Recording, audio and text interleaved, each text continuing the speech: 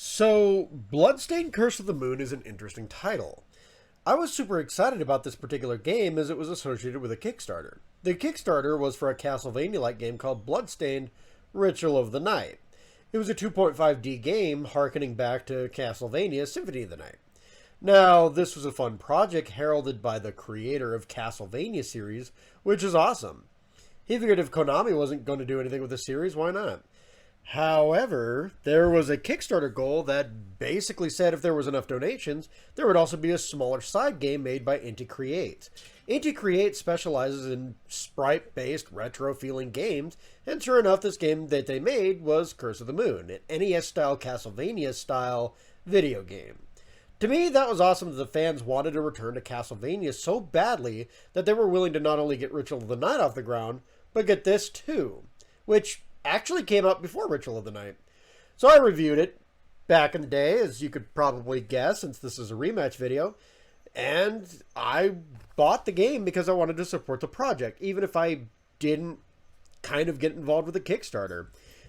It was interesting, but I was also running on a huge amount of hype, too.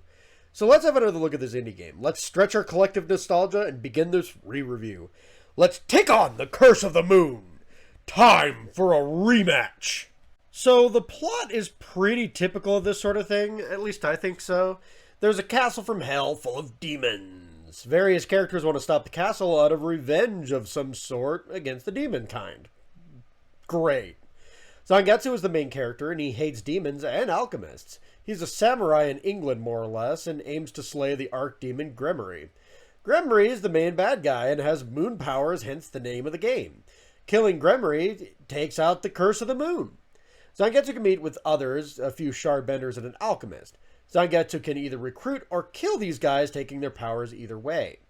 So, do you recruit more party members, or, take their powers and buff Zangetsu? You'll have to do both if you want the true ending. Either way, let's meet the cast. Miriam is a shardbender and able to use a bunch of different weapons. Shardbenders, though, are humans infused with demonic powers.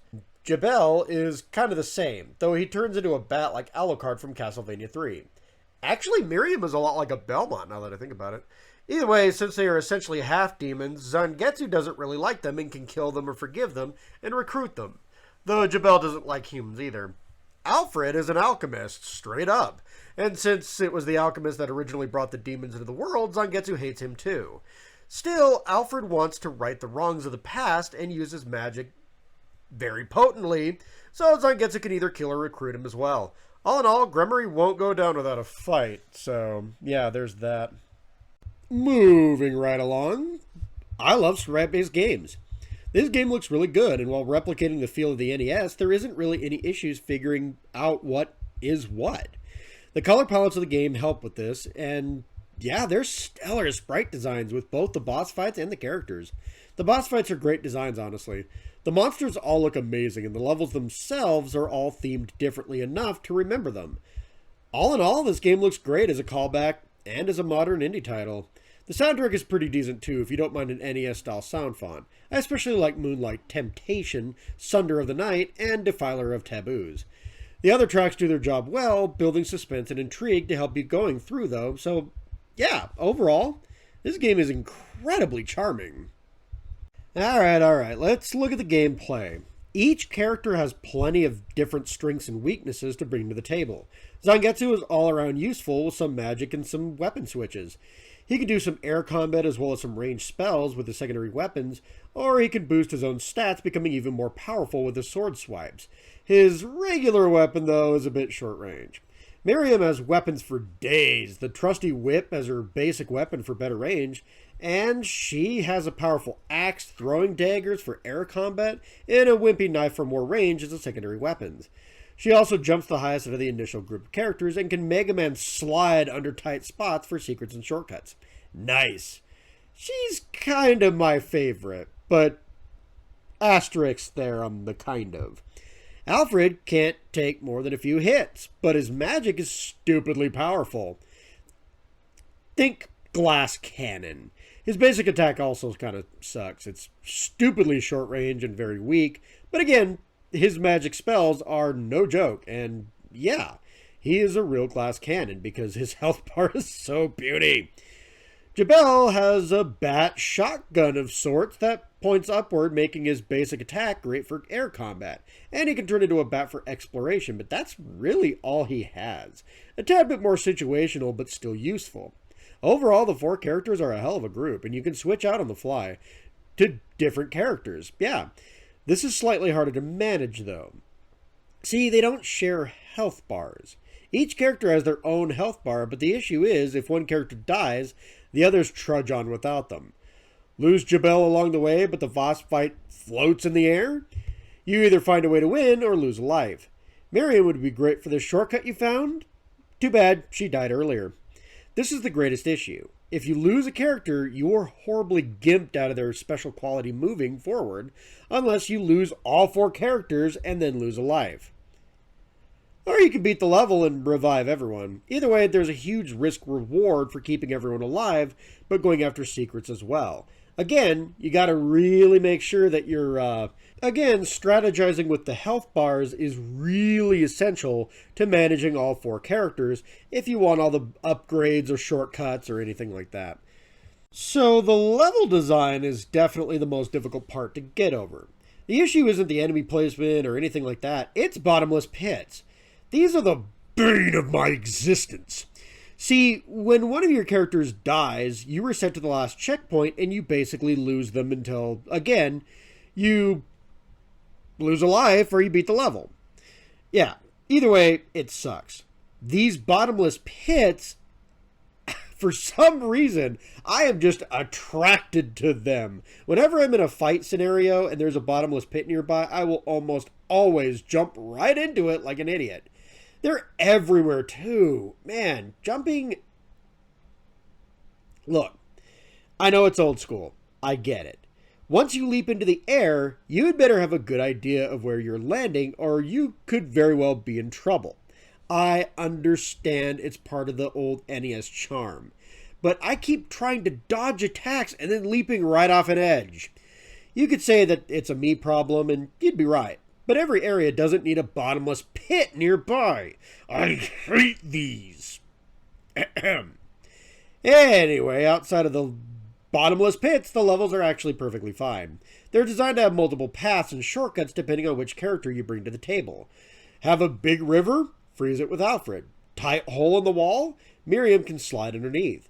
Jabel can straight up fly with enough energy for large gaps. Boss fights? Really fun.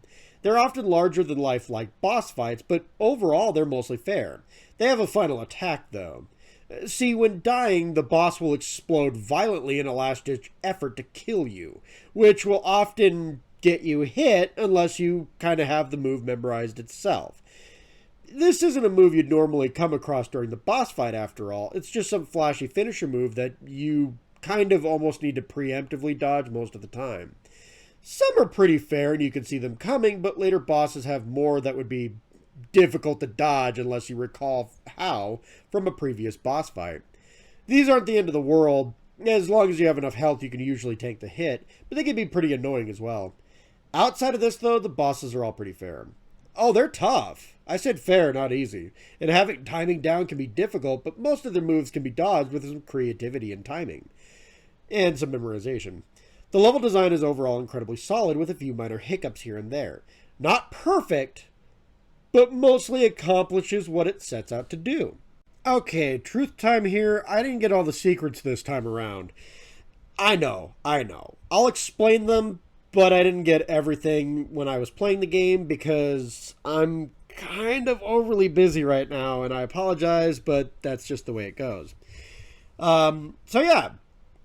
There's different modes in story mode. Yeah. If you beat things, you unlock more things, blah, blah, blah. See, there's a run in which you recruit everyone. There's a run in which you're going to have Zangetsu kill everyone, stealing their powers. And there's a run where you have all of their powers in a perfectly upgraded Zangetsu, and then recruit everybody. See, Zangetsu isn't a great playable character at first. Oh, sure, he can swipe his sword, which is not the best range, but he has pretty decent side weapons. If he kills his possible allies, though, something that he actually does hint at when he's communicating with them after you recruit them, yeah, he actually just steals their powers outright, which is actually kind of cool. So, after killing Miriam, Alfred, and Jabel, Zangetsu is easily the best and most versatile character in the game. He can run, jump slash, double jump. Sure, he can't get all the shortcuts, but these moves alone make him so fun to play. If you replay the game with this version of Zangetsu in Nightmare mode and recruit everyone, you can get a secret boss fight with corrupted Zangetsu. I didn't because I ended up playing this on casual mode instead of veteran mode. Oops. Yeah, you have to do this in veterans mode. So, casual mode basically gives you infinite lives and there's no knockback for taking hits. You know, to avoid more of the bottomless pits that I love so much. And veteran mode has knockback and gives you actual lives. Yeah, I didn't do veterans mode just because, again, I was kind of running short on time for this whole thing. And, yeah, it just locks you out of the actual corrupted Zangetsu boss fight. My bad. Oh well. There's also magic and health increases you can find during each run, which is really nice. And, bonus, the shortcuts. So finding shortcuts is actually really nice because it lets you skip some of the harder areas of each level. That is totally awesome. Just make sure that character that you need the shortcut for didn't die earlier, because that can be a pain in the ass. Overall, Bloodstained Curse of the Moon is a great experience. While not as hard as the original Castlevania games it's replicating, it's still really tough. The story is good, the charming music is great if you're nostalgic, the gameplay is fun, and the level design is well done with a few flaws, and the secrets are fantastic. I think the biggest issues with the game is if you're going to be nostalgic for the 8-bit NES days, though. Not to say that the sprite work is bad, but it is 8-bit. Now, I have nothing against 8-bit graphics. I grew up with the NES. The issue is, I'm in my mid to late 30s. Not everyone is. That being said, though, I'm still going to say that this is a masterpiece. 10 out of 10. This game is supposed to be a throwback, and it captured most of the magic perfectly while updating certain things. At the end of the day, the game does what it sets out to do, and while it isn't perfect, no game is, it's still worth a look if you like some of the keywords that excites you here. Does the terms NES, 8-bit, Castlevania, nostalgia, classic, or throwback get your heart beating? If so, check this game out. It's a classic at this point. And that's all the time I have for this review, though. Re-review. I love this game both times I played it. If you like the review, please leave a like, comment, and subscribe. The interaction does help my channel grow and helps my videos. Until next time, my minions, take care.